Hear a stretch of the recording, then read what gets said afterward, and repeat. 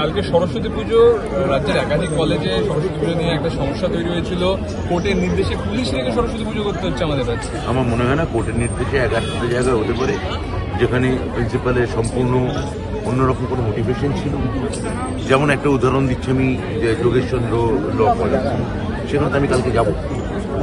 হ্যাঁ, আর দুই হচ্ছে যে আমার সাথে প্রিন্সিপালের কথা হয়েছে, প্রিন্সিপাল ম্যাডাম আমাকে কালকে জানিয়েছেন ওখানকার যিনি গভর্নিং বডির মানে ম্যানেজিং কমিটি প্রেসিডেন্ট সাংসদ মালা রায়, তার সঙ্গে আমার কথা হয়েছে।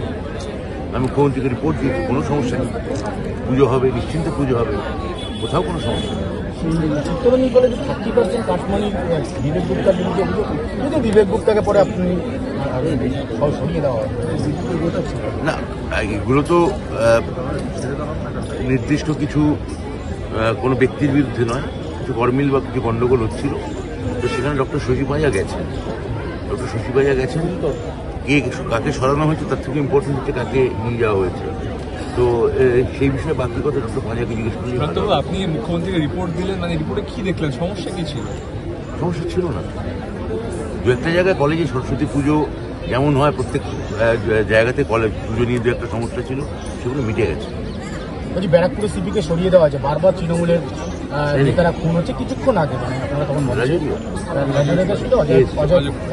ঠাকুর আগে জিনিস তাকে নিয়ে আসা, এই যে বারবার তৃণমূল কর্মী খুন।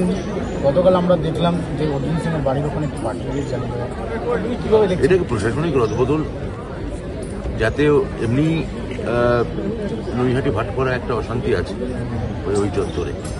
এখন আমাদের সাংসদ হয়ে যাওয়ার পর এখন এলাকা অনেক শান্ত, তাও কিছু উপদ্রুত যদি কোনো প্রবণতা থাকে সেগুলোর জন্য প্রশাসনিক রদবদল তো হতেই পারে।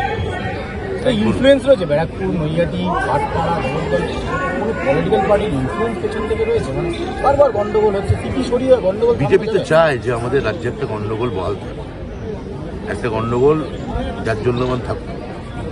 তো বিজেপি চাইবে, তারা বিরোধী দল চাইতেই পারে নানা রকমভাবে রাজ্যটাকে যদি হস্টাইল করা যায়, অস্থির করা যায়, কিন্তু তারা বারবার দেখছে, যেমন বিশেষ উপনির্বাচনে দেখলে এগুলো কোনো ভালো ভাবে মানুষ নেন না। তারপরে যদি বিজেপি চায় তো চাইবে, কিন্তু আমাদের সরকার, আমাদের মুখ্যমন্ত্রী, আমাদের প্রশাসন, আমরা তৎপর আছি এবং আমাদের ওখানে রাজনৈতিকভাবেও আমাদের পার্টি ওখানে যথেষ্ট এখন মজবুত আমাদের সাংসদ হয়ে যাওয়ার পর। কলেজ বিশ্ববিদ্যালয় আর এটা নিয়ে থাক আপনার প্রশ্ন। বার্ষিক 12 লক্ষ পর্যন্ত আয়কর মুক্ত করে দেওয়া হলে কোনো রকম শুল্ক লাগবে না, সেভাবে দেখছেন বিষয়টিকে? আমি তো বললাম এখানে আমাদের যারা অর্থনীতি বিষয় আছে তারা কথা বলবে। বলছি সরস্বতী পুজো নিয়ে যা হলো এটা কাম্য ছিল, কলেজে বলে যা হলো আর কোনটা কাম্য না, আমার কাম্য হওয়ার চাওয়ার উপর নির্ভর করে। আমি কি হাইকোর্ট নির্দেশ দিয়েছে আমি কি এই মুহূর্তে তিনটে মাইক বোমার সামনে যেটা কি কাম্য? তবু কলকাতা বিশ্ববিদ্যালয়ের উপাচার্য তিনি বলেছেন 8টার পরে ক্যাম্পাসে কেউ থাকতে পারবে না, পুজোর দিনেও পারবে না।